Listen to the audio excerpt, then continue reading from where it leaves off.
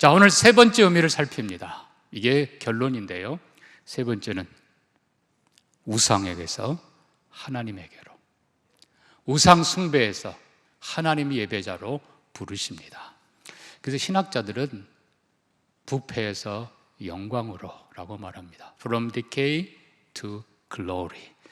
여러분, 이 세 번째가 가장 중요한 건데, 자, 먼저 우리는 출애굽기, 하나님께서 모세를 바로에게 보내서 선포한 말씀들을 봅니다. 9장 1절, 10장 1절 계속 보니까요, 내 백성을 내보내라. 그들이 나를 섬길 것이니라. 이 섬긴다, 이게 물론 주인으로 섬긴다는 뜻이지만 영어 NIV 성경은 이렇게 표현했습니다. Let my people go so that they may worship me. 그들이 나를 뭐 할 거라고? 예배할 것이라. 예배자로 부르십니다. 그래서 쉽게 말하면 여러분, 우상이라고 하는 것은 원래 원뜻은 헛것이에요. 아무것도 아닌 것, 정말 허무하고 비천하고 우리를 부패하게 하는 우상 숭배에서 우리를 벗어나 거룩한 하나님, 그리고 창조의 하나님, 시간을 창조하신, 생명을 창조하신, 모든 것을 창조하신 축복의 하나님께로 우리를 옮겨 주십니다. 그러니까 하나님께로 가지 않으면 아무 의미가 없는 거예요. 궁극적으로 하나님께로. 자, 데살로니가전서 1장을 봅니다. 그들이 우리에 대하여 스스로 말하기를 우리가 어떻게 너희 가운데 들어갔는지, 그러니까 사도들이, 바울과 사도들이 데살로니가 교회에 복음 전했는데 너희가 어떻게 우상을 버리고 누구에게로? 하나님께로 돌아와서예요. 원래 하나님 편에 있었는데 타락한 거예요. 돌아와서 살아계시고 참되신 하나님을 섬기는지와, 그리고 죽은 자 가운데 다시 사신 아들이 하늘로부터 강림하실 것을 너희가 어떻게 기다리는지 말하니, 이건 데살로니가 교회가 어떻게 변했고 어떻게 믿고 있는가를 소개해 주는 것입니다. 이는 장래에 노하심에서 우리를 건지시는 예수시니라. 자, 그러니까 결국은 데살로니가 교회가 그 믿음을 칭찬하면서 너희가 옛적에 우상을 섬겼는데 이제는 하나님께로 돌아와서 참되신 하나님, 살아계신 하나님, 영광의 하나님을 어떻게 섬기고 있는지, 이것이 바로 구원이고, 또 하나 그걸 가능하게 한 분이 누구라고요? 예수 그리스도시니라. 죽으시고 부활하시고 승천하시고 다시 오실 예수 그리스도를 기다리는지라. 여러분, 이게 구원의 모습이.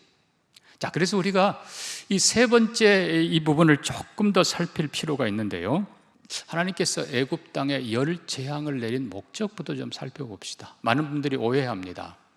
하나님이 바로와 그리고 애굽을 치시고, 즉 멸망시키시고 이스라엘을 구원해 내신 것으로 착각합니다.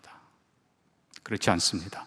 출애굽기 7장 5절 17절을 봅니다. 자, 잘 보십시오. 내가 내 손을 애굽 위에 펴서 이스라엘 자손을 그 땅에서 인도하여 낼 때에야 애굽 사람이 나를 누구인 줄 알리라? 여호와인 줄 알리라. 17절도 마찬가지입니다. 여호와가 이같이 이르노니 내가 이로 말미암아 나를 누군 줄? 여호와인 줄 알리라. 그러니까 하나님께서는 말씀하시고 나일강이 피로 변하리라 그대로 하시고, 하늘에서 우박을 내리시고 빛과 어둠 구별하게 하시고, 이 모든 것을 하심으로 생명을 다스리고 하늘을 다스리고 바다를 다스리고 모든 것을 통치하는 분이 바로 애굽의 우상들이 아니라 하나님, 이스라엘의 여호와인 것을 바로가 알게 하시고 애굽이 알게 하시고 당연히 이스라엘이 알게 하시고 나아가 온 세상으로 알게 하려 하심이라. 그게 목적인 거예요. 그러니까 애굽인이라 하더라도 이방인이라 하더라도 말씀한 그대로 되어진 걸 보면서 우리 우상이 아니라 이스라엘의 저 여호와 하나님이 진짜 신이구나 알고, 마지막 재앙도 믿고 어린 양 죽여 그 피 문설주에 발라 구원의 대열에 동참한 자들 다 하나님 백성이 되는 것입니다. 열 계명의 목적을, 재앙의 목적을 꼭 기억해야 될 것. 민수기 33장 3절에 이렇게 썼습니다. 첫째 달 15째 날에 그들이 람셋을 떠났으니 곧 유월절 다음 날이라. 이스라엘 자손이 애굽 모든 사람의 목전에서 큰 권능으로 나왔으니 애굽인은 여호와께서 그들 중에 치신 그 모든 장자를 장사하는 때라. 여기서 끝났으면 되는데 성경은 말합니다. 여호와께서 그들의 누구에게도 그들의 신들에게도 벌을 주셨더라. 결국은 여러분 애굽 다 신이에요. 신. 바로도 신이고 나일강도 신이고 악어도 신이고 심지어 개구리도 신이에요. 왜? 죽었다가 살아나는 막 그냥 이게 신 대접받는 거예요. 세상에 뱀도 신이고 새도 신이고 송아지도 신이고 이 어리석은 신들을 섬기는 고통 중에 있는 이스라엘 백성을 하나님께서 그들을 구원하셔서 영광의 하나님, 창조주 하나님, 시간을 지으신 영원한 하나님, 생명을 지으신 영생의 하나님, 만의 모든 것들을 아름답게 지으신 축복의 하나님을 섬기도록 부르십니다. 이게 바로 구원인 거예요. 자, 그래서 우리가 우상의 제사 다시 보면 아까 얘기한 대로 우상은 헛것 그랬는데 사람이 만든 것이든지 아니면 하나님이 만든 것이든지 피조물들 그걸 섬기는 게 다 우상들인데 문제는 이 우상을 인간이 섬기면서 뒤에 사탄이 조종하는 겁니다. 그래서 결국은 하나님을 대적하게 만들고 그리고 인간을 타락하게 만들고 인간을 더 비참하게 만드는데 모든 우상 숭배의 공통점은 다 합하면 세 가지입니다. 첫째는 음란성입니다. 대부분의 이교의 신들은 다 남신, 여신. 이게 결국은 뭐겠어요? 왜 신을 섬겨요? 번성, 다산. 전부 다 음란해요. 바알, 아스타롯, 남신, 여신 짝이에요. 하여튼 그냥 말이 신전이지. 그냥 온갖 창기들이, 창녀들이, 그냥 남창들이 수두룩한 게 이방 신전이. 뭐 더 말할 필요가 없어요. 출애굽기 34장 16절 말씀합니다. 내가 그들의 딸들을 내 아들들의 아내로 삼음으로 그들의 딸들이 그들의 신들을 어떻게? 음란하게 섬기고 내 아들들에게 그들의 신들을 음란하게 섬기게 할까 함이라. 아마 이방 신들은 너무나 음란하고 더럽고 추해요. 한마디로 말하면 짐승 닮아가게 만드는 것이 이방의 신 우상 숭배입니다. 두 번째 특징이 있습니다. 그는 잔인과 폭력성입니다. 시편 16편에서는 나는 그들의 피의 전제에 결코 참여하지 않겠습니다. 시인이 고백하는 게 나옵니다. 이방 신의 제사는 피의 제사. 여러분 이제 다음 주에 얘기하겠습니다만 우리가 레위기 특별히 성막에서 드리는 짐승의 피 이거를 오해하면 안 됩니다. 성막의 피는 속죄의 거룩한 피. 그러나 이방 신의 피는 잔인한 피, 살육의 피. 마치 옛날 로마 사람들이 원형 경기장 안에 그냥 피투성이 있어서 검투사들 그냥 막 그걸 즐겼듯이 그게 이방 신전의 모습이에요. 짐승도 잔인하게 심지어 자녀까지 잔인하게 죽여 불살라 자기 신들을 섬깁니다. 이 잔인성, 폭력성 상상을 초월합니다. 그래서 열왕기상 18장도 보면 엘리야 때 갈멜산에서 엘리야와 바알 제사장들이 대결합니다. 바알 제사장들이 어떻게 해요?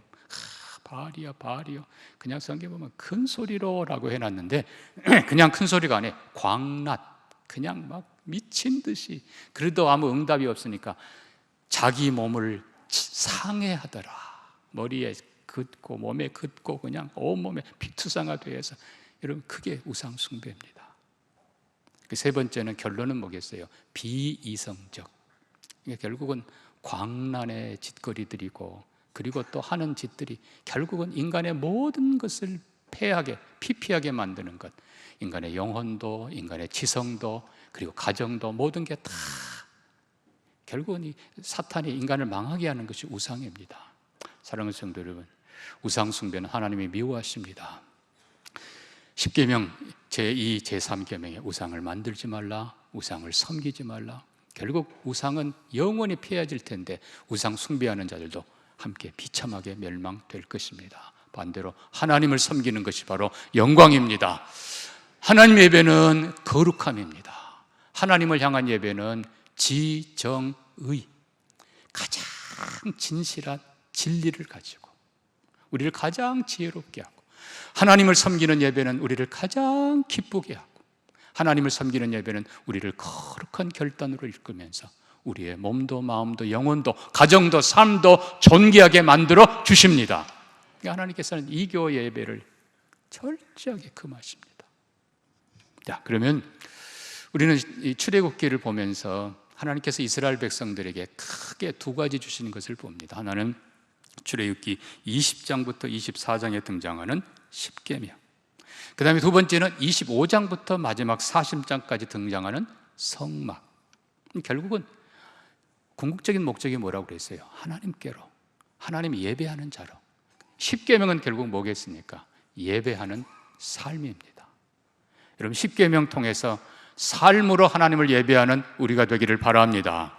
뭐라고 했어요? 주중에 힘써 일하고 계명을 힘써 지켜야 돼요. 주중에는 지 마음대로 개판으로 살다가 고해 성사 한 번 하고 예배 아니에요. 하나님 그런 예배 받지 않으십니다. 십계명을 따라서 거룩한 삶, 예배하는 삶, 하나님을 경외하고 부모를 공경할 줄 알고 이웃을 존중할 줄 알고 생명을 귀히 여기고 성실하고 값지게 사는 예배하는 삶, 아멘입니까? 그리고 성막을 통해서 예배로 우리를 하나님의 존전으로 부르시는 것입니다. 자, 그러면 이제 성막이 무엇인가를 우리가 조금 살핍니다. 출애굽기 25장으로 갑니다. 말씀드린 대로 출애굽기 25장부터 마지막 40장까지 길게 성막에 대해서 하나님이 말씀하시기 때문입니다. 십계명보다 훨씬 더 길게 말씀하고 계십니다. 출애굽기 25장 8절입니다. 내가 그들 중에 거할 성소를 그들이 나를 위하여 짓되. 자, 누가 거할 곳? 하나님이, 영광의 하나님이, 하늘의 하나님이 이 땅에 거하시고 거룩한 하나님이 허물 많은 우리 가운데 오시겠다고 말씀합니다. 그게 성막입니다. 그런데 중요한 것은 9절입니다. 무릇 내가 내게 보이는 모양대로 성막을 지으라. 하나님이 하늘에서 모세에게 보여준 그대로 기구들도 그 모양을 따라 지을지니라. 그들은 조각목으로 궤를 짜되 맨 첫 번째 나오는 중요한 것이 언약궤입니다. 길이, 넓이, 높이, 그리고 재료, 색깔, 모양, 위치. 자, 성막에는 크게 7개의 기구가 있습니다. 우리가 언약궤가 나왔으니까요. 지성소 맨 안쪽에 언약궤가 있습니다. 그리고 언약궤 위에 시은소라는 덮개가 있습니다. 거기 두 천사가 날개를 펴고 내려다보고 있습니다. 이게 두 개이지만 함께 붙어 있습니다. 언약궤와 위에 뭐라고요? 시은소. 자, 그 다음에 지성소에서 성소로 나오면 그 바로 앞에 정금 향단이 있습니다. 이 향단에서 하나님께 향기로운 향을 올려드립니다. 성도들의 예배와 찬양, 기도를 상징합니다. 자, 그 다음에 나오다 보면 왼쪽 편으로 정금 등대가 있습니다. 맑고 깨끗한 감람유로 불을 항상 켭니다. 그리고 오른쪽에 보면 거기에 황금 떡상이 있습니다. 최고의 가루를, 최고의 것 가지고 떡을 12덩이 만들어서 먼저 하나님께 올려드리고, 그리고 안식일에 그거를 제사장들이 하나님 앞에서 포도주와 함께 나누어 먹습니다. 자, 그리고 성소를 나오면은 물두멍이 있습니다. 노수로 큰 물두멍을 만들었습니다. 자신을 깨끗게 씻습니다. 그리고 마지막으로 번제단이 있습니다.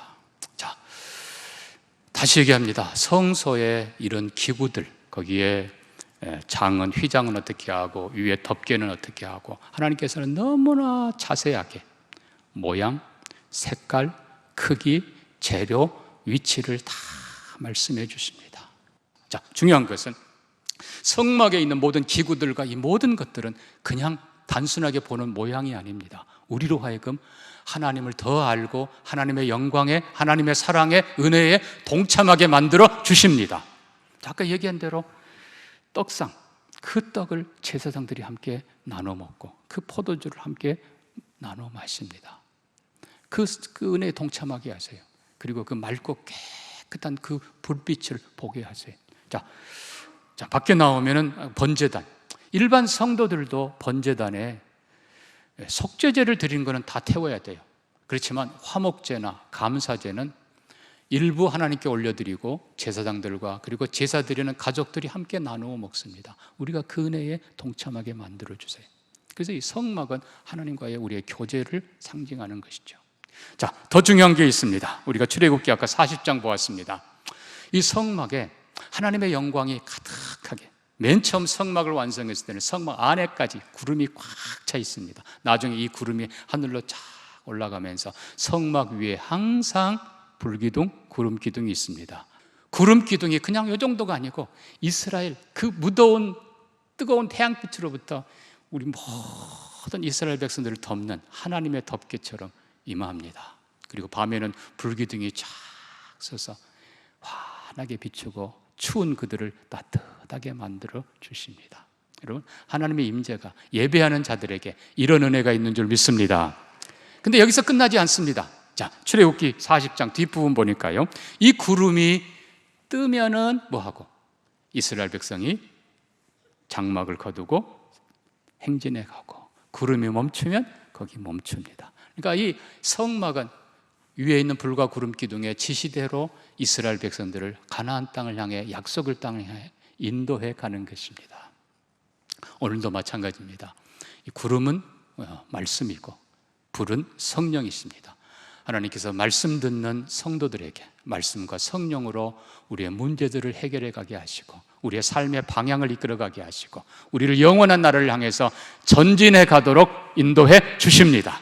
자, 근데 우리가 이 성막을 총체적으로 보니까 아까 계시라고 했는데, 자, 우리가 두 가지 기억해야 됩니다. 첫째는 궁극적으로 이 성막은 뭘 상징할까요?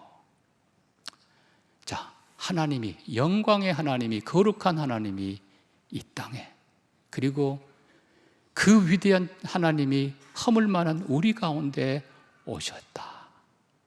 아들을 낳으리니 이름을 임마누엘이라. 이를 보내간즉 하나님이 우리와 함께 계시다. 요한복음 1장 14절, 말씀이 육신이 되어 우리 가운데 거하시네. 우리가 그의 영광을 보니 아버지의 독생자의 영광이요 은혜와 진리가 충만하더라. 결국 이 성막은 궁극적으로 누구예요? 예수 그리스도를 보여주는 것입니다. 물론 성막, 성전 본질상 같은 겁니다. 예수 그리스도가 십자가에서 다 이루었다, 그의 고개를 떨구실 때 성전의 휘장이 위로부터 둘로 쫙 쪼개졌다고 했습니다. 하나님을 향해 나아가는 하늘의 길, 생명의 길, 영원한 길이 열립니다. 그리고 성막의, 성전의 기능이, 목적이 완성됩니다. 이후부터 성막은, 성전은 다 파괴가 되고 다시 재건시키지 않으십니다. 이제는 누가 성전이라고요? 예수 그리스도가 성전이십니다. 요한계시록 뒤에 보니까요, 내가 하늘의 성전을 보지 못하였으니 이는 하나님과 어린 양이 친히 성전이 되심이라. 예수 그리스도 성전인데 중요한 건, 자, 우리가 아까 잠깐 지나쳤습니다만 출애굽기 15장에 보면 이런 말씀이 있습니다. 출애굽기 15장에 제가 읽을게요. 주의 백성을 인도하사 그들을 주의 기업의 산에 심으시리이다. 여호와여, 이는 주의 처소를 삼으시려고 예비하신 것이라. 그러니까 하나님이 결국은 하나님이 임재하기 위해서 이스라엘 백성들을 약속의 땅으로 불러내셨는데, 성막 건물에 임재하는 것이 하나님의 궁극적인 목적이 아니고 자기 백성 가운데 임재하시는 것. 그러니까 하나님께서 자기 백성들과 함께 임재하시는 것.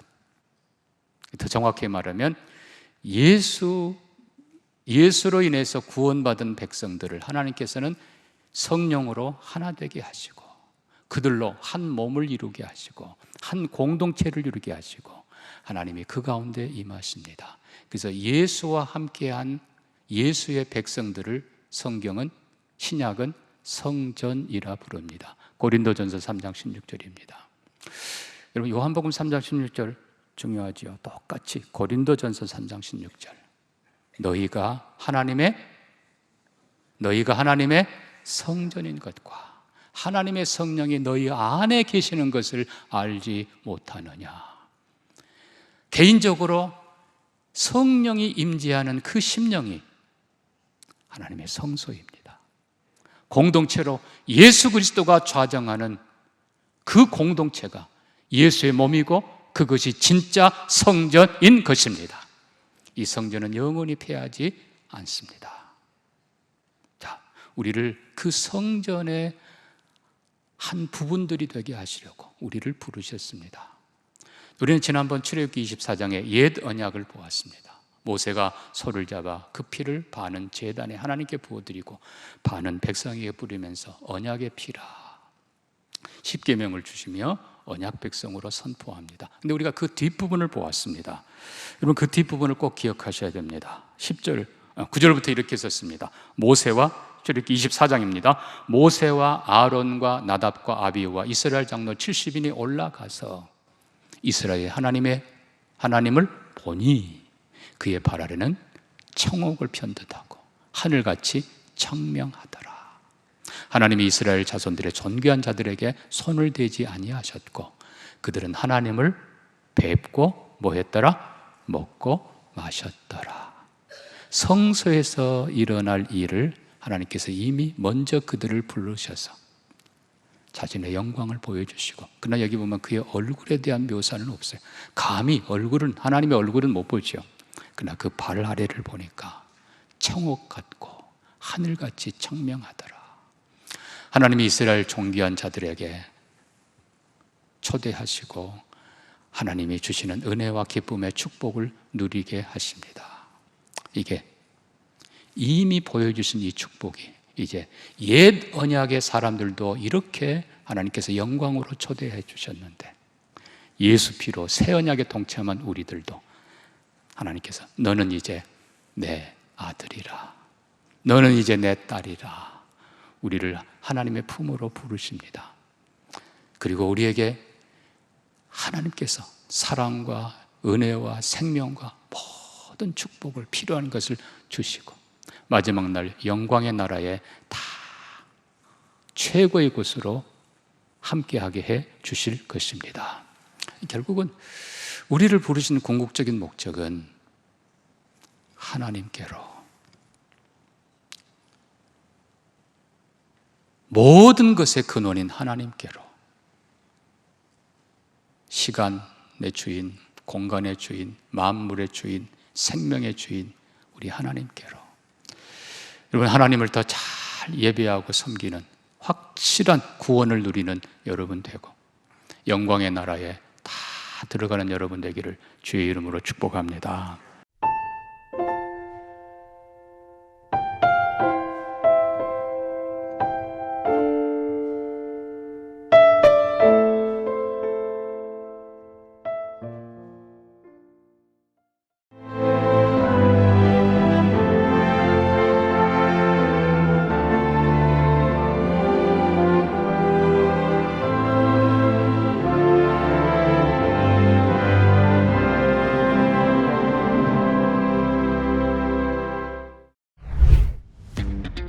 상상해봐.